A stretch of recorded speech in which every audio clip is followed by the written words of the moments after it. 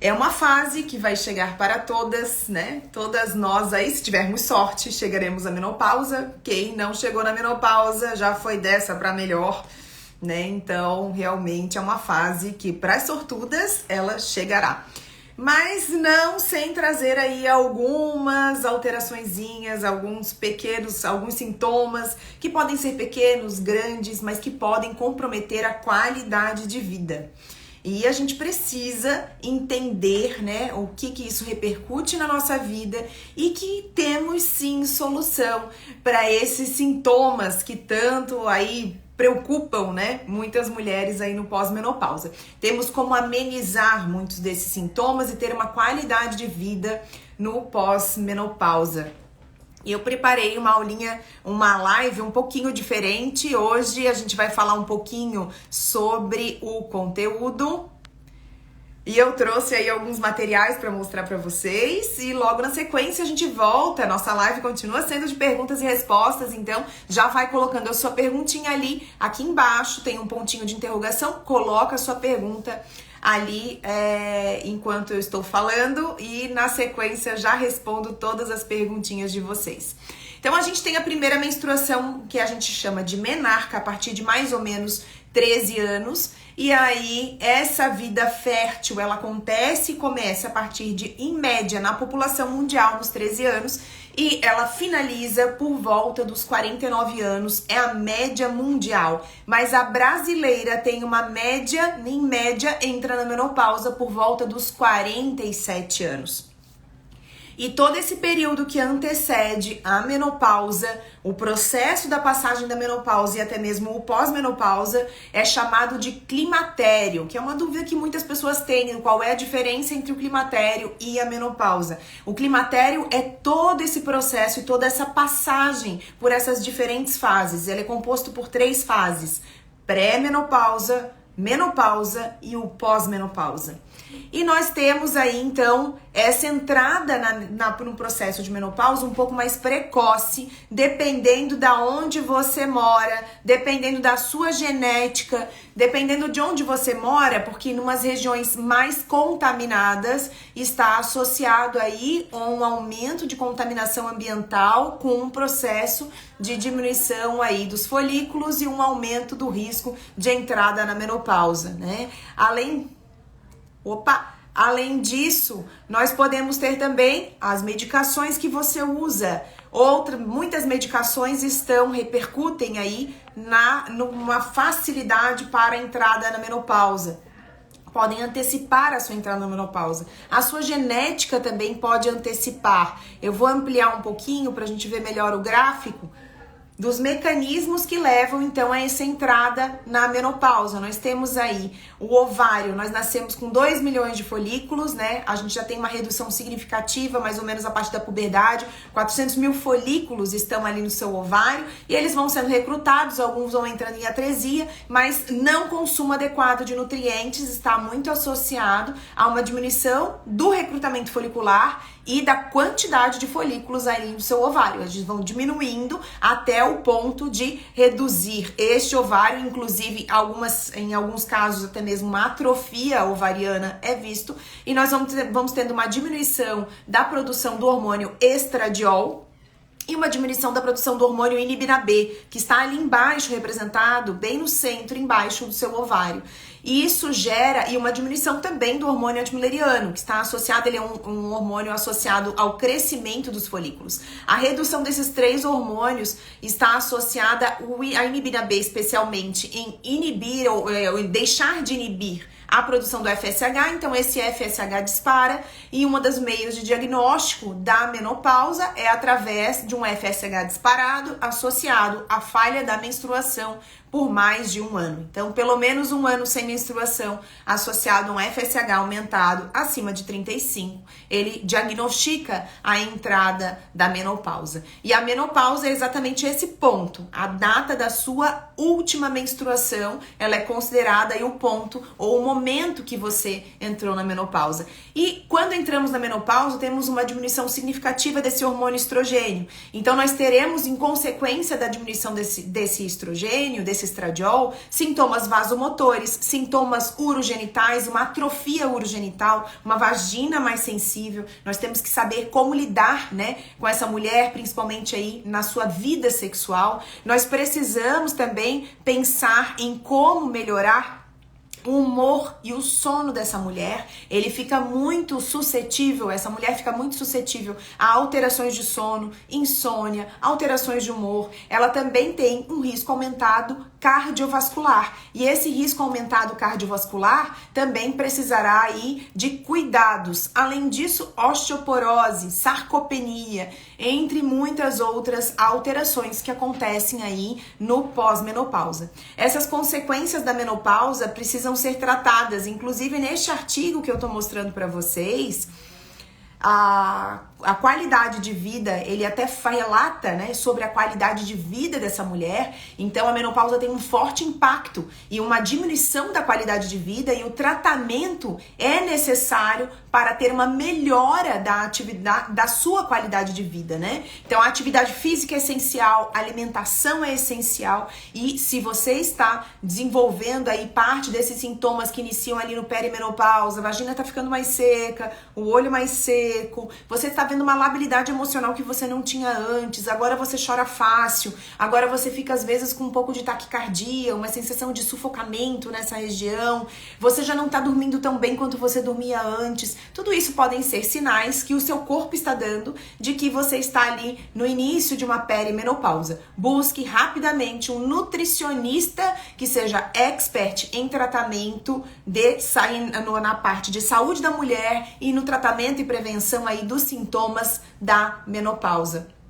A qualidade de vida é outra na mulher que busca ajuda e busca tratamento. E aí o artigo fala, inclusive, no investimento nessa qualidade de vida. Investir em análises laboratoriais, no diagnóstico e no manejo através da dieta, na melhora dessa saúde, é muito importante aí para essas mulheres que estão na menopausa. E dentro desses sintomas, né, são muitos sintomas associados, eu vou deixar vocês escolherem, e aí vocês escolhem através das perguntinhas aqui, qual deles a gente começa a falar nesta live. Vamos para as nossas perguntinhas. Vamos começar com a pele. Na pele, realmente, nós temos uma repercussão muito grande da queda desses hormônios por causa da menopausa. Nós vamos ter ressecamento de pele, diminuição da hidratação, redução e afinamento da pele. Já viram a pele da vovó? Você pega de um lado e do outro com a mão e essa pele rasga? Ela rasga, ela literalmente rasga, né? A gente tem um afinamento e uma diminuição do colágeno muito significativo. E agora presta atenção em mim. Se você já está na perimenopausa ou na menopausa, né? Nos momentos onde a gente tem uma menor produção de colágeno, é importante, é muito interessante que você faça uma reposição de peptídeos de colágeno. Apesar de tudo que você já ouviu até agora, esquece o que você já ouviu até agora, mas realmente os estudos científicos iniciais lá atrás, eles não eram realmente muito promissores em resultados onde o colágeno melhoraria a sua produção de colágeno. Ok? Mas hoje nós temos prova científica de que sim, os peptídeos de colágeno, eles são capazes de melhorar aí a sua pele. Eles melhoram a hidratação da pele, a elasticidade e diminuem a formação de rugas, mas não é um milagre, não é um botox. Eles melhoram, né, várias formas, inclusive da formação, a profundidade da ruga, o enrugamento. Então eles têm sim o seu benefício na utilização e podem ser utilizados na grande maioria da população. Só esses peptídeos de colágeno, eles têm que ser peptídeos mesmo, de colágeno do tipo 1, e isso melhora a hidratação da pele. Um outro super produto que melhora a hidratação da pele nesse momento aí pós-menopausa, óleo de borragem ou óleo de prímula. Tem muitos estudos científicos melhorando a hidratação da pele. Mas é lógico, gente, não adianta você não beber água. Você precisa beber água em quantidade suficiente. Nós sempre fazemos um cálculo ideal em torno de pelo menos 1 ml de água pura, a cada quilocaloria consumida, né? A cada quilocaloria necessária para manutenção aí da sua quantidade consumida energética total. E se você mora no Nordeste, por exemplo, em regiões onde a gente tem uma umidade muito grande, onde você vai ter, ou até um ambiente muito, muito seco, você vai ter uma perda aumentada dessa água e aí você vai precisar aumentar o consumo de água nessas regiões, tá? Então, hidratação depende de água. Não só água, mas a gente precisa de minerais também. Precisa ter um aporte adequado de magnésio. E aí a gente vai ter esse magnésio presente nos vegetais verdes escuros em alta concentração. Nozes também é uma excelente fonte de magnésio. Precisaremos do potássio, que normalmente é consumido em quantidade suficiente na alimentação, mas se você for atleta, a necessidade ainda vai aumentar. Se você tiver uma alta sudorese, também vai precisar muitas vezes de uma pequena concentração aí de sódio extra. Mas o sódio já está muito presente na nossa alimentação e você tem aí através do consumo dos alimentos salgados, né? Aqueles alimentos que são cozidos com sódio. Então não precisa adicionar sal para melhorar a hidratação, exceto se você tiver uma sudorese muito intensa. A live vai ficar salva sim, tá? Então, já valendo para a pele que fica muito seca, hidratação de dentro para fora, alimentação adequada e esses 2 produtos eu dei essa super dica para vocês para melhora da hidratação da pele.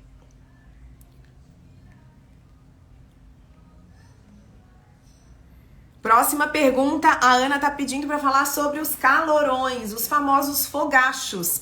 Os fogachos atingem pelo menos 75% das mulheres no pós-menopausa, mas eles podem iniciar até antes dessa menopausa. Uma das coisas que melhora muito os calorões, vamos pensar primeiro na fisiologia da formação desses calorões.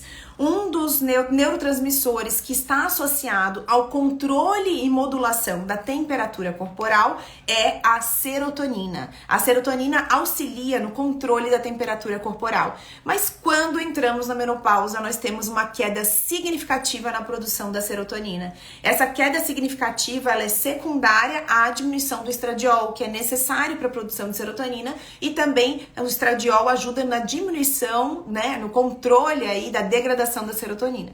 Então, quando temos a entrada na menopausa, teremos uma diminuição do estradiol, um aumento da degradação da serotonina e diminuição consequente também da produção de serotonina nessa mulher.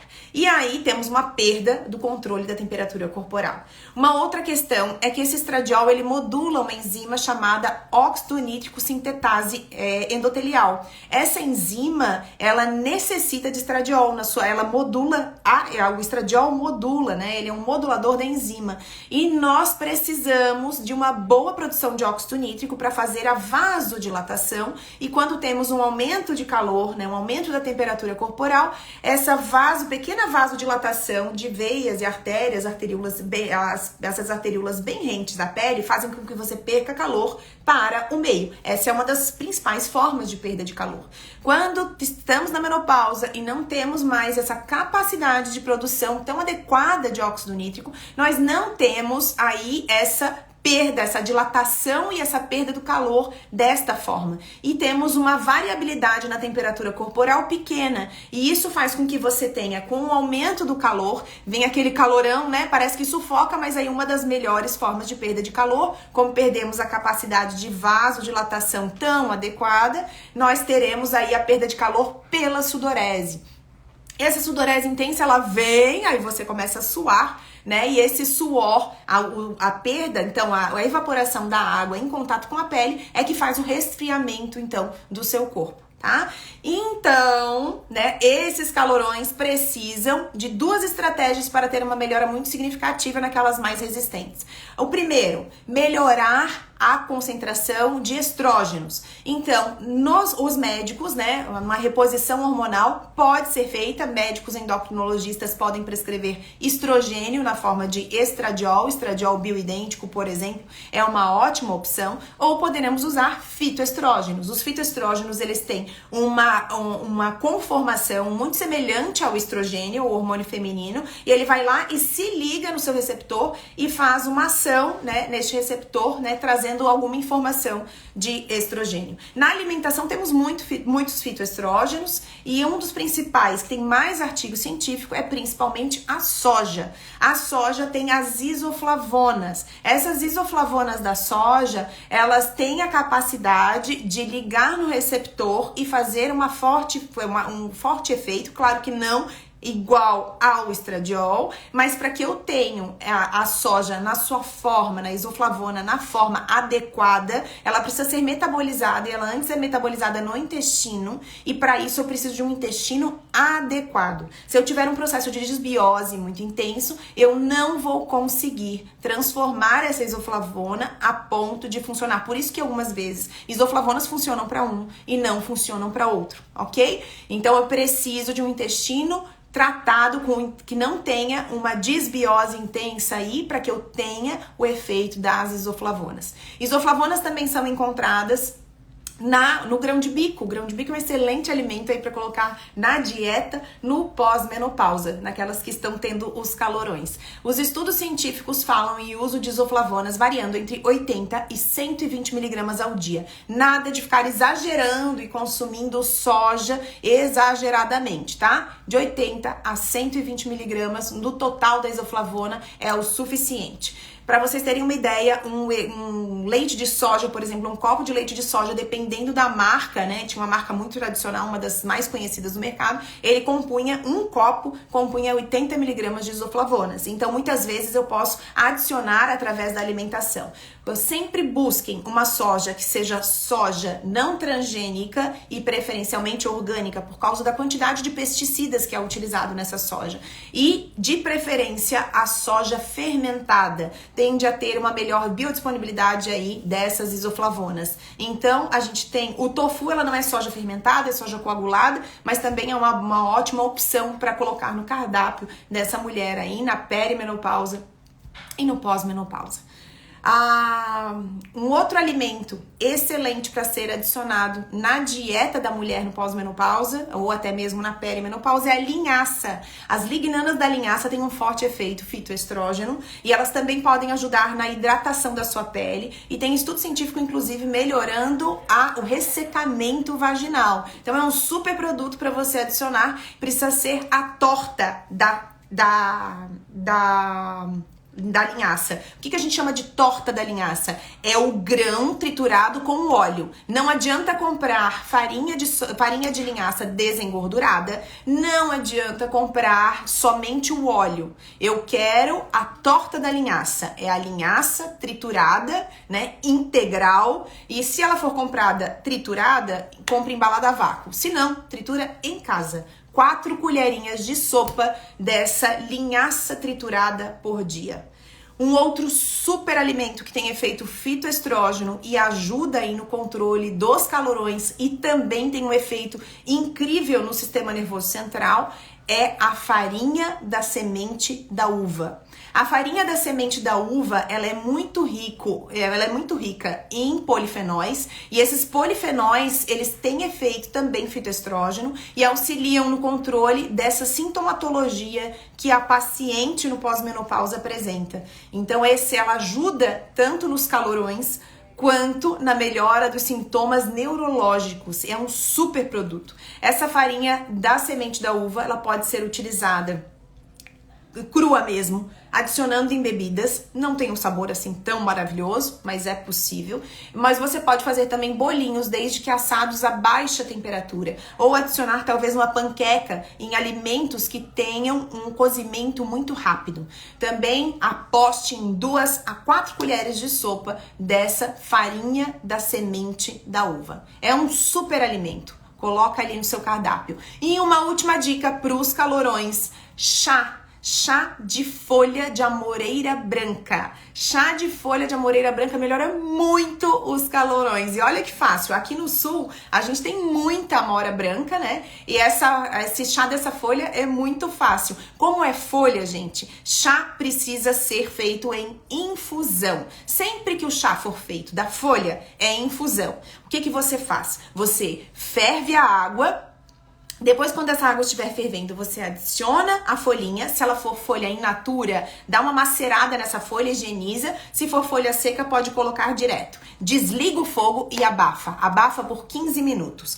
É possível fazer chá também, extração a frio, só que ele demora mais, são 2 horas e 40. Você coloca a erva numa água fria e deixa lá dentro da água por 2 horas e 40 antes de beber. Se for o chá quente, 15 minutinhos é o suficiente. Quando a gente fala de chás feitos com raiz ou casca da planta, aí esse chá precisa ser fervido, tá? E aí não é mais infusão, é decocção. Você ferve por 15 minutos. Vamos supor, é uma mulher que tem, além dos sintomas, ela tem doenças autoimunes, o processo inflamatório piorou, que a gente sabe que a inflamação piora significativamente aí no pós-menopausa, e a gente precisa ter um efeito mais anti-inflamatório, um superalimento, o gengibre. Ferva 15 minutos esse gengibre dentro da água e aí nós vamos extrair melhor os nutrientes desse gengibre, ok?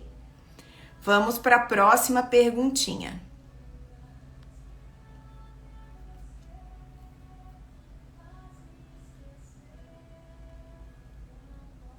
Super pergunta da nossa querida Gisele, aluna do curso de formação em nutrição e fertilidade e saúde da mulher. Gisele é uma aluna super aplicada. Nossa, as pacientes aí que precisarem de uma nutricionista no Rio, aproveita, já conversa com a Gisele. Ela é super empenhada e estuda muito essa área da nutrição.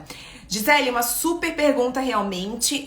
Para atrasar a menopausa, tem meios? Sim, nós temos meios sim. Alimentos como ricos em astaxantina, e aí tem frutas de coloração laranja, principalmente o damasco e os citros, né? As laranjas em geral, laranja, bergamota, depende da região, né? Vai ter um nomezinho diferente, a poncã. Essas frutas são muito ricas em astaxantina e parece que o aumento do consumo da astaxantina em 3 a 4 porções por dia diminuiu a entrada na menopausa em quase 5 anos. Então, realmente, a gente tem como atrasar a entrada aí nessa menopausa, sim. Desculpa, eu falei 5 anos, 1 ano e 3 meses. A gente tem como atrasar essa entrada na menopausa, sim. Né? Muitas vezes, essa aceleração da entrada na menopausa, como eu falei hoje no início da live, está associada à contaminação ambiental. Então, morar em ambientes menos contaminados ou ter estratégias que auxiliam na detoxificação, na eliminação dessas toxinas ambientais é muito importante, né? Inclusive, quem mora muito próximo de rodovias tende a ter um acúmulo maior de toxinas ambientais. Está associado até mesmo à infertilidade. Mulheres que vivem mais próximo das rodovias, como a menos de 50 metros, comparado com as mulheres que vivem a mais de 400 metros dessas rodovias, das principais rodovias. Então, realmente, a gente tem uma alta contaminação ambiental associada aí à qualidade dos folículos, ao envelhecimento desse ovário. E a dieta é muito importante. Um consumo alimentar muito baixo, uma deficiência no consumo de cálcio, ele vai repercutir num aumento da velocidade do envelhecimento desse ovário. E aí você precisa realmente ter uma nutricionista. Se você quer fazer um investimento na sua vida, reserve valores para você se tratar com nutricionista e com psicólogo. São 2 profissionais essenciais na vida de qualquer ser humano. Isso deveria ser, inclusive, obrigatório. Nasceu, deveria ser o seu nutricionista. Ele que vai te encaminhar por uma vida mais saudável, né? Na prevenção aí de doenças e no aporte mais adequado e para que a gente consiga passar nesse processo de envelhecimento mais adequadamente, né? A gente não trabalha hoje em dia no anti-aging, porque a gente não tem como voltar. A gente tá trabalhando no pro-aging, né? A como melhorar esse nosso caminho, como fazer o potencial da nossa genética para que a gente tenha aí uma passagem o melhor possível na nossa vida fértil e também uma passagem o mais adequada possível na entrada da menopausa. E ela é inevitável. Só não passa pela menopausa quem Já falei pra vocês, quem já morreu. Então, todas nós mulheres precisamos e muito de um nutricionista. Gente, lembrando, nós dia 17 de novembro teremos nova turma do curso de formação em nutrição, fertilidade e saúde da mulher. Lá a gente tem um módulo inteirinho, né? Aqui está sendo gravado, extremamente atualizado, tá? A gente está liberando uma aula por semana, todinho sobre todos os detalhes de como tratar uma mulher no perimenopausa e no pós-menopausa.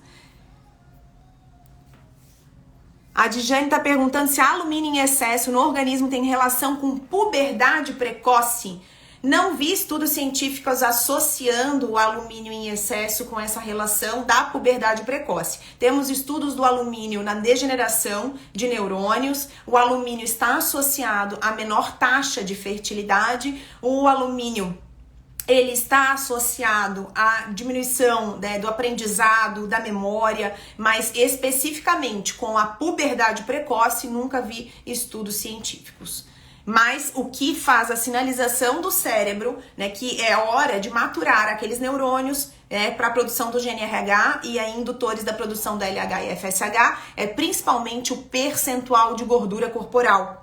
Então, quando temos um aumento do percentual de gordura corporal, o organismo sinaliza de que é hora de maturar essa região do cérebro e dar os pulsos aí de GNRH e aí começa-se a produção aí de FSH e LH em concentrações maiores. Então, cuidado com o peso corporal das meninas, cuidado com o consumo inadequado de industrializados, né? O consumo inadequado também de contaminantes ambientais, sim. Nós temos estudos com octocrileno, parabenos e também com bisfenol associados a um risco de menarca precoce, né? Inclusive estão associados ao aumento do risco de doenças, né? E envelhecimento ovariano. E a Tatiana tá perguntando em relação, só fechando com aquela ideia do tratamento dos calorões, o que fazer quando temos calorões na madrugada. Tatiana, o consumo daqueles alimentos que ajudam no controle dos calorões precisa acontecer à noite. Então sempre introduza aí na última refeição um pouco de linhaça, aquela torta da linhaça que eu ensinei pra vocês aqui nessa live, né? A linhaça triturada, uma colher de sopa, 2, a farinha da semente da uva também é muito interessante para ser utilizada aí já próximo do horário de dormir. Além disso, você pode usar alguma concentração das isoflavonas também antes de dormir. E uma outra planta que ajuda muito é o Trifolium pratense, que é o trevo vermelho. Então, chá de trevo vermelho ou até mesmo extrato seco dessa planta pode ajudar no controle aí desses calorões durante a madrugada. Auxiliar no sono, a fazer uma associação com plantas com efeito calmante que abram um canal de GABA. GABA é um neurotransmissor mais calmante do sistema nervoso central. Nós temos aí o ácido gama-aminobutírico como principal neurotransmissor calmante, diminuindo aí a excitabilidade do sistema nervoso central e ajudando também no controle da liberação de cortisol, porque esse despertar noturno está muito associado aos picos de liberação de cortisol que aumentam durante essa fase aí no pós-menopausa. Então aposte no consumo de chazinhos como de passiflora, melissa, camomila, erva doce e também no chazinho de lavanda. São chás excelentes para você utilizar antes de deitar. Vai melhorar aí a qualidade do seu sono.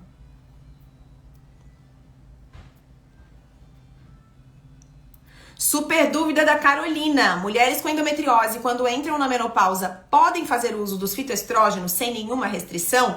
Podem, Carolina, porque esses fitoestrógenos, eles mais modulam o seu estrogênio do que aumentam. Você não faz a adição desse efeito estrogênico. Eles fazem a modulação do seu estrogênio. Então, poderiam ser utilizados tanto no pós-menopausa também como antes na entrada na menopausa, tá? Podem ser utilizados com segurança.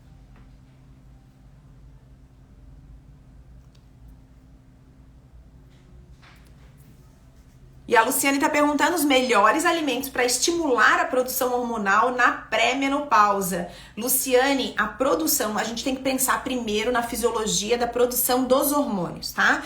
Primeiro ponto, do que são produzidos os hormônios? Primeiro ponto, colesterol. Então, se eu preciso melhorar a produção dos hormônios, eu preciso ter os nutrientes necessários para a produção desses hormônios. Aí, o que chega na minha frente muitas vezes é uma paciente com uma restrição alimentar incrível, ela faz dietas mirabolantes, utiliza vários medicamentos para inibir o apetite e ainda, além disso, ela faz uma alternância entre essas dietas extremamente restritivas com períodos de jejum extremamente prolongados.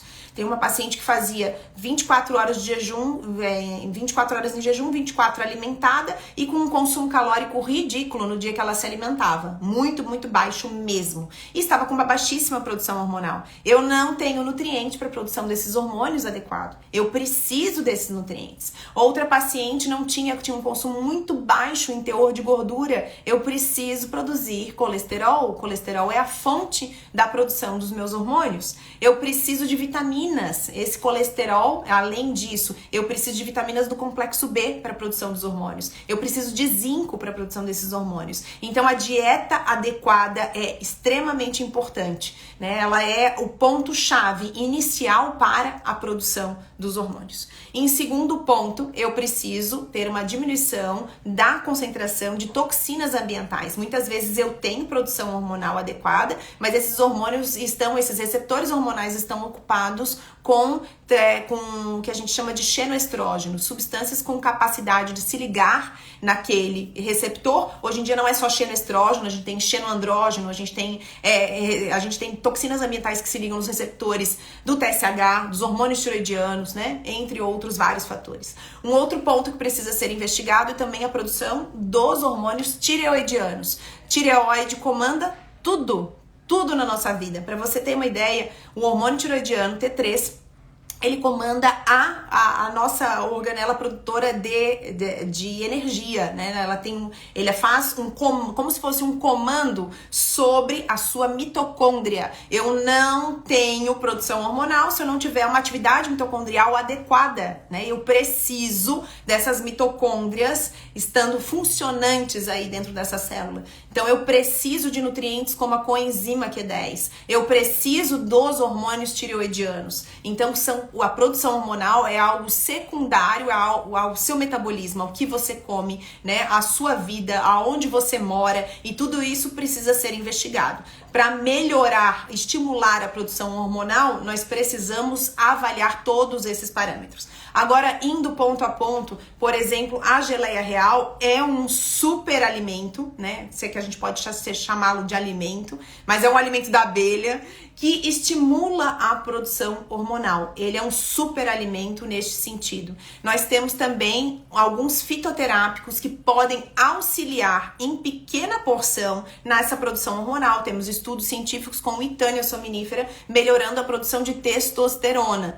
em quantidades pequenas, mas, né, além disso, da Trigonella phoenon greco, né, o fenogrego, também tem estudos científicos mostrando esses efeitos, aumentando pouquinho, né? O que a gente precisa é ver desde a base o que eu tenho, o que eu preciso. Eu tenho caloria suficiente, eu tenho os macronutrientes, eu tenho os micronutrientes, eu tenho os receptores funcionantes, né? E isso tudo é muito importante e faz parte do estímulo aí para produção hormonal, tá? Não existe um alimento milagroso, talvez só a geleia real, mas tem que tomar em alta concentração e mesmo assim ela sozinha não faz milagre.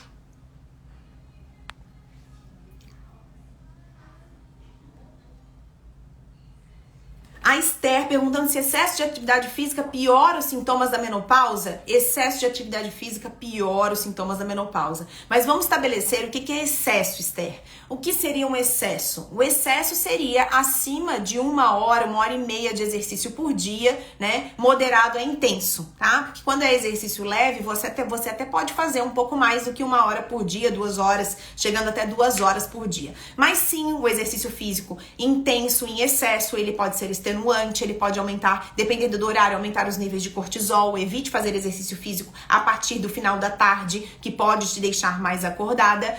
Exercício físico, dependendo do ambiente, pode fazer você entrar em desidratação mais fácil. Então, pode piorar parte desses sintomas, sim. Vai deixar a sua pele mais ressecada se essa desidratação estiver acontecendo.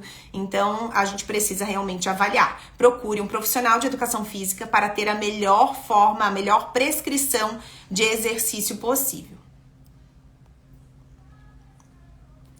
A Nutri Karine está perguntando se mulheres com doença autoimune podem usar ashwagandha, que é a Withania sominífera, né? É o nome popular da Withania sominífera, o famoso o ginseng indiano.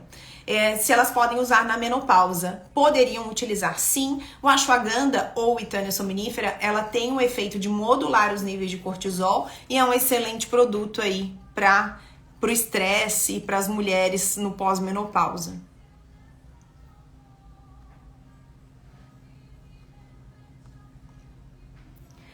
Perguntinha da Luciane, se os hormônios bioidênticos já seriam indicados na pré-menopausa. Dependendo da sintomatologia, dependendo da genética, sim.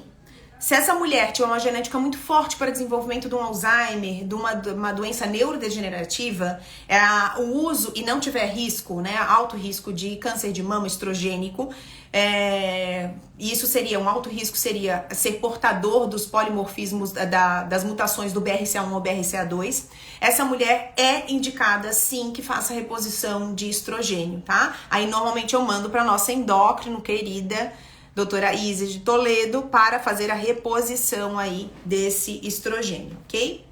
Mulher na menopausa que usa medicamento para baixar o colesterol, nesse caso afeta a produção hormonal, é possível que afete sim, tá? Então, quando a gente tem um colesterol muito baixo, abaixo de 150, a gente já pode ter potencialmente prejuízo na produção dos hormônios, prejuízo e aumento do risco de depressão. E nunca esqueçam que mulheres que usam medicamentos para baixar o colesterol, as estatinas, rosuvastatina, atorvastatina, simvastatina, qualquer estatina, precisa repor coenzima Q10, porque o caminho bioquímico para a produção desse colesterol, né, está sendo bloqueado, assim como o caminho bioquímico para a produção da coenzima Q10, porque o cofator, o princípio ativo que vai formar o colesterol, é o mesmo que vai formar a coenzima Q10. Coenzima Q10 é essencial para o funcionamento da mitocôndria. Nós podemos ter uma sarcopenia, a perda da massa muscular progressiva, quando não temos a produção adequada de coenzima Q10. E no envelhecimento nós já temos uma diminuição significativa da produção dessa coenzima Q10. Então é essencial que ela faça a reposição desta vitamina. Vamos para a próxima perguntinha. Excelente pergunta, Bianca perguntando sobre a relação da menopausa e a enxaqueca. Muitos acreditavam que a menopausa estava totalmente relacionada ao hormônio estradiol e a queda do estrogênio geraria aí uma melhora significativa da enxaqueca, mas ela não é o único estopim. É verdade que as mulheres são muito mais suscetíveis e as flutuações e as alterações hormonais estão totalmente relacionadas com o aumento do risco da enxaqueca na mulher, mas nós temos outros gatilhos que no pós-menopausa eles estarão muito mais aflorados. Então, se você já tem uma genética propícia para o desencadeamento da enxaqueca, tome cuidado, né? Alguns motivos, grandes motivos para você ficar com enxaqueca no pós-menopausa. O primeiro deles é os fatores inflamatórios. E isso está associado às mudanças hormonais que acontecem no teu organismo. Porque a queda, o estradiol, ele tem um efeito anti-inflamatório. Ele tem efeito antioxidante. Esse efeito anti-inflamatório que é perdido do estradiol, ele gera um aumento dos fatores inflamatórios. E isso pode ser gatilho para as suas enxaquecas. Normalmente, enxaquecas glutamatérgicas. Além disso, você tem um aumento do nível de produção de cortisol, você fica mais estressável. O estresse e esses picos aumentados de cortisol estão associados ao aumento da liberação de glutamato no sistema nervoso central e podem ser gatilho para suas enxaquecas. Um terceiro ponto, e é muito importante, este é um grande ponto para o desencadeamento de enxaquecas: noites mal dormidas. Noites mal dormidas são grande causa do desencadeamento de enxaqueca no dia seguinte. E aí a mulher com pós-menopausa, ela tende a ter uma dificuldade para iniciar o sono, muitas vezes para manter este sono. Há um encurtamento do tempo de sono. E isso pode ser, sim, gatilho. Fiquem atentos que isso em todos pode ser grande gatilho para o desencadeamento de enxaqueca, que são alguns adoçantes, principalmente aspartame. Retire da dieta aí o aspartame dos indivíduos enxaquecosos. Observe com o consumo de citros, a família dos citros, laranja, limão, né, pocã, a bergamota, tangerina. Todas essas frutas, elas são fonte de octopamina, que pode ser um desencadeador aí das enxaquecas. Observe se você não é uma paciente que tem enxaquecas por causa do uso dessa substância. Uma outra substância que pode ser grande desencadeador de enxaqueca está presente no chocolate. Então observe se as suas enxaquecas não estão muito associadas ao consumo também do chocolate. Poderia falar aqui durante horas sobre enxaqueca, mas a gente vai falar agora de outros sintomas, né? Mas esses são os principais relacionados aí no pós-menopausa. Vamos para a próxima perguntinha. Quando chegamos na perimenopausa sem os ovários, na verdade você já está na menopausa, porque o que determina a entrada na menopausa ou não é a produção hormonal dos ovários. Se você retirou os ovários, você já não tem essa produção hormonal sua, então você já está na menopausa. E aí você pode estar fazendo reposição hormonal e essa reposição hormonal está mascarando a sua sintomatologia. As suas consequências são as mesmas de qualquer outra mulher na menopausa. Nós vamos ter alterações no seu sono, alterações aí no seu humor, uma modificação e um aumento do risco cardiovascular, uma tendência para aumento dos níveis de colesterol, uma tendência de alteração dos hormônios tireoidianos, uma facilidade para o desenvolvimento de síndrome metabólica, resistência à insulina, aumento do peso corporal, aumento da gordura subcutânea, aumento da gordura entre os órgãos, aumento do risco de doenças neurodegenerativas, diminui significativamente a memorização, porque o estradiol ele é necessário para a formação de novos neurônios e para o processo de memorização. Na queda dos níveis de estradiol, você fica mais suscetível, então, às doenças neurodegenerativas. Além disso, você terá também alterações na sua massa muscular e massa óssea. Há uma degradação progressiva da sua massa óssea, então precisa cuidar para prevenção de osteopenia e osteoporose e também uma degradação maior dos seus músculos, né? E um risco de sarcopenia. E isso acontece em todas as mulheres no pós-menopausa. Haverá afinamento do seu cabelo, afinamento da sua pele, afinamento da pele, inclusive das mucosas, a sua vagina estará mais sensível, modificação do pH da sua vagina, aumento do risco de vaginose. E aí essas vaginoses podem ser até constantes durante esse processo. Uma diminuição da produção hormonal gera também impactos neurológicos, aumentando o risco de depressão, transtornos de ansiedade, né? E além disso pode deixar no mínimo uma labilidade emocional, você chora com mais facilidade e risco aí também desses fogachos, esses calorões, né? Que acontecem muito frequentemente nessas mulheres e aumento do risco de infecções urinárias. Eu tentei resumir os principais aqui para você, que são muitas alterações da queda da produção do hormônio.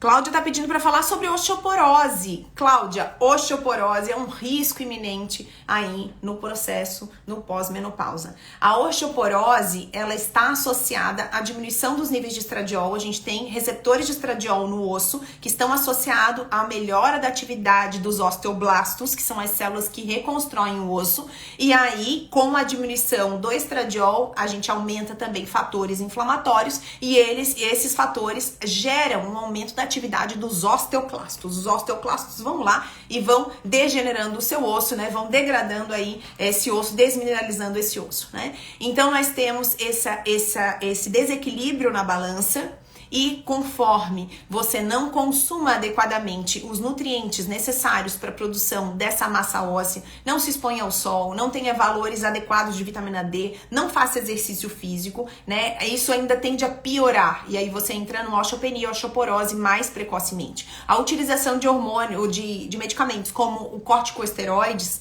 né? Os corticosteroides estão muito associados ao aumento da incidência de osteopenia e osteoporose nessa mulher no pós-menopausa. Então precisamos que essa mulher faça atividade física, exercício físico recomendado é musculação. Eu preciso de força, eu preciso de músculo sobre estes ossos que façam peso e ajudem aí na manutenção dessa massa óssea. Além disso, o exercício físico, ele vai melhorar uma pequena curvatura, ele melhora a entrada desses minerais dentro do osso. Então, essa pequena, quando eu empurro, por exemplo, um leg press, eu estou fazendo essa força e nessa força eu faço essas pequenas modificações e que geram uma melhora da absorção desses minerais no osso. Então, eu preciso do exercício físico para a prevenção da osteoporose. Reposição do hormônio estrogênio ou utilização de fitoestrógenos parecem dar resultado, né, e melhoram aí osteopenia e osteoporose nessas mulheres. Então, precisa ser observado todos os nutrientes que são necessários para compor osso.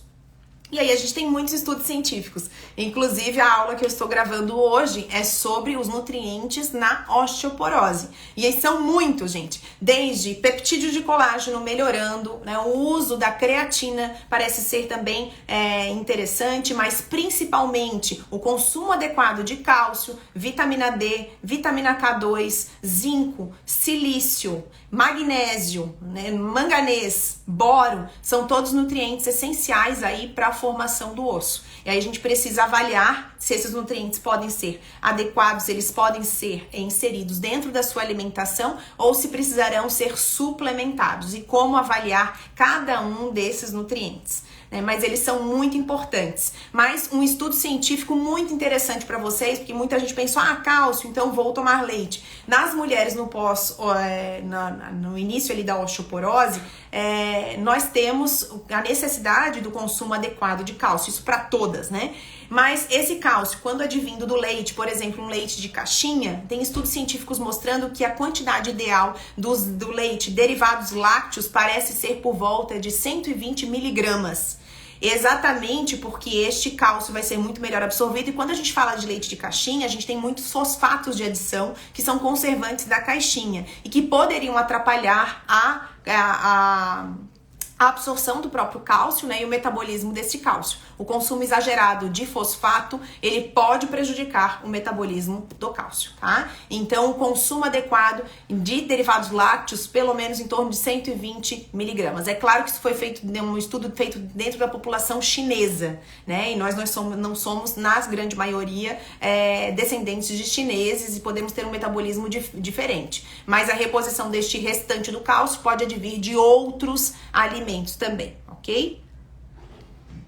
Gente, já passamos do nosso horário, mas vamos chegar na última perguntinha aqui. A Nutri Karina tá perguntando sobre infecção urinária recorrente após a menopausa. Alguma relação? Muita! Há uma modificação ali da produção do muco protetor, uma diminuição do estrogênio naquela região vai gerar uma diminuição, uma alteração do pH, um aumento desse pH, e esse aumento do pH está associado a maior sobrevivência de bactérias gram-negativas e até mesmo Escherichia coli. A Escherichia coli, ela vai gerar aumento do risco de infecções urinárias, não só Escherichia coli, mas também outras bactérias. Essa mulher, ela fica muito mais suscetível a infecções urinárias de repetição. A maioria acaba tendo infecção urinária por Escherichia coli. E aí uma super dica, para o tratamento da Escherichia coli, a gente pode usar o cranberry. Cranberry tem polifenóis, substâncias fitoquímicos que estão presentes nessa fruta, que ajudam na diminuição da aderência da bactéria ali no trato geniturinário. Então eles cortam como se cortasse as fímbrias, né? Que são as patinhas ali da bactéria que está se aderindo ali naquela região. Então utilize de forma crônica o cranberry, mesmo na alimentação, que a gente vai ter um super benefício diminuindo essas infecções urinárias de repetição nessa mulher. Gente, foi muito, muito bom estar aqui aqui com vocês.